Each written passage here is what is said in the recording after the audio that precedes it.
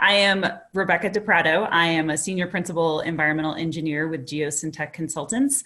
And on this project, I have served the roles of project manager, project director, and engineer of record. I'm Mike Dellis. I am with NASA's John F. Kennedy Space Center. On this project, I was the project manager for the Space Center. Currently, I am the program manager. Hi, I'm Jim Langenbach with Geosyntec Consultants. I'm a senior principal engineer located down in the Cape Canaveral area. On this project, I served as a technical director, and on different components, I was also functioned as an engineer of record, depending on which portion of project we were working on.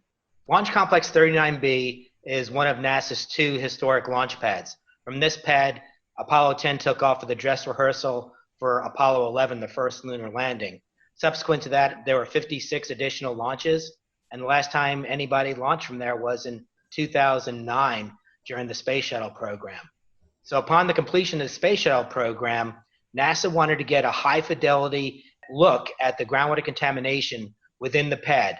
Folks would say, oh, the whole interior, the whole 170 acres is contaminated, and we wanted a high-fidelity look at where there was not contamination. We knew there was a chlorinated solvent plume on the northwest quadrant, and we wanted a much higher fidelity look. As part of this, Geosyntec was doing the preliminary investigations, the initial investigations. Well, we did a lot of sampling.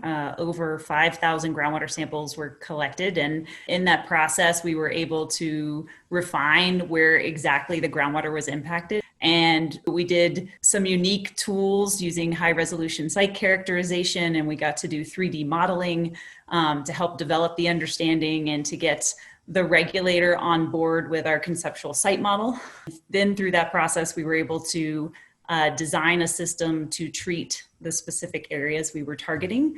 And we operated and optimized that system, and were able to achieve our goals in less than 2 years. The system that we designed based upon that conceptual site model was very strategically designed to target a 9-acre area of high concentration groundwater, and ultimately designed an air sporage remedy that was very specifically customized for site-specific conditions. But it ended up being a very large system, a 270 plus well sparge system operated from a 100 horsepower air compressor, miles of piping in the ground, and a lot of unique operational challenges associated with installing and operating a large remediation system at a launch pad. Its first test flight of Artemis 1 is next year. And it was imperative all the ground support operations that go on there that we give them as much a clean parcel as we could.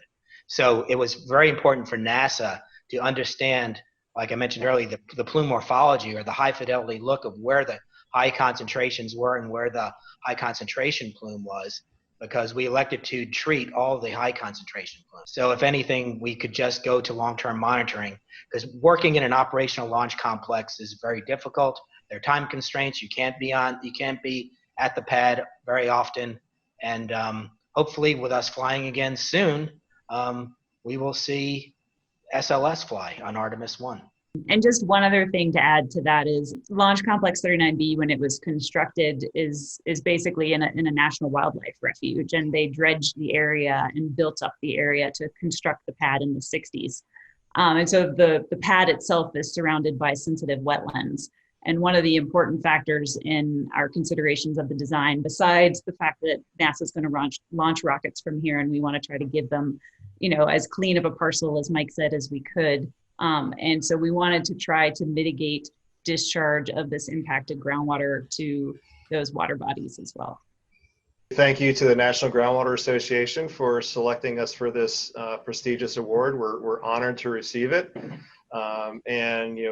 Thank you to NASA for letting us work on a really interesting site, and to the whole team that worked on this project. It was a real team effort from within Geosyntec, as well as our client NASA. They were great to work with, and really led us to be able to implement a successful remedy. This project was large, as we've described a little bit here, and included a whole team of people in order to execute this project and get it implemented and successful. And so we also want to thank our other team members, such as Mike Burcham and Eric Sager and Tom Peel and Dave Sizemore, who are key folks in helping us get this project off the ground, implemented successfully. On behalf of NASA and John F. Kennedy Space Center, we are honored to receive this award along with Geosyntec from the National Groundwater Association. Our goal is to provide environmentally unencumbered lands, and this cleanup project is well on its way to restoring the lands within Launch Complex 39B to the Ground Systems Operation Directorate to launch the world's most powerful rocket, the Space Launch System.